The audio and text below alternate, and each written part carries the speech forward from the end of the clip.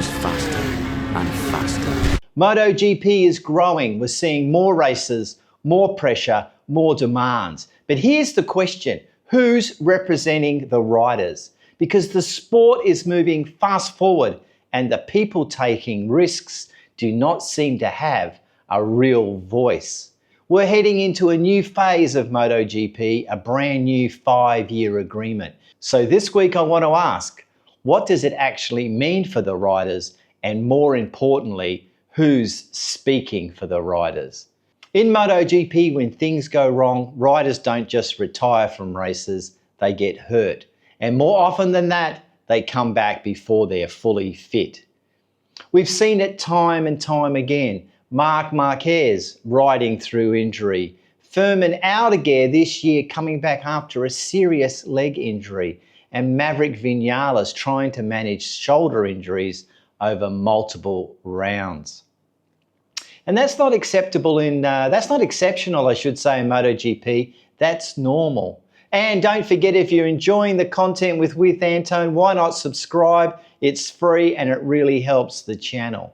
But here's the difference right now, because this isn't new. Riders have always pushed through pain, but the sport around those riders has changed dramatically. Back then, you used to have maybe 10, 12 races a season. There was time to recover, there was time to reset, and there was time to build.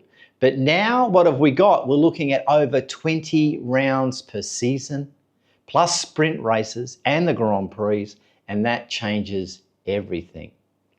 Because now, if you miss a race, you fall way behind.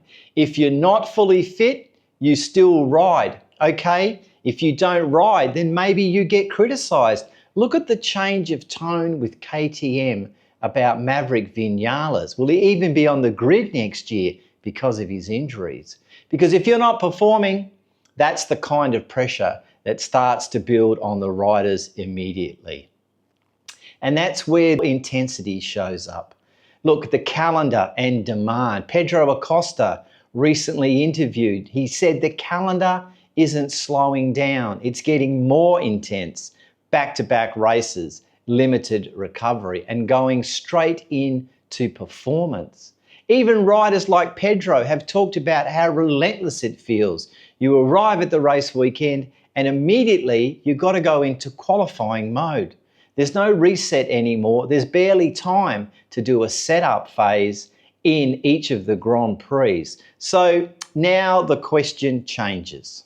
The pressure, the risk, and the schedule. I want to ask you, who's representing the riders? Bastianini the Beast said, 3 years ago we started talking about something new, maybe a representative body for the riders, because there's IRTA for the teams, but nothing for the riders.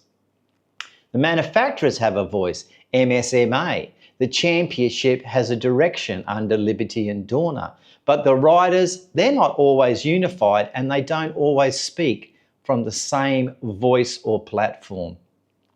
And this matters more than most people think. We've seen moments where riders raise concerns, be it about tracks, be it about conditions, or be it about safety. But how much influence do they really have? You might say the Safety Commission. Okay, you've got Safety Commission Chief Loris Capirossi. He handles safety concerns and he monitors the tracks. And he uses his camera system to do this. But we've seen issues like Enea Bastianini, Fabio Quartararo. They've raised concerns, I should say, about the Commission's effectiveness. They've cited a lack of real improvements despite discussions. Okay, here's an example. Look at Balloton Park, Hungarian Grand Prix.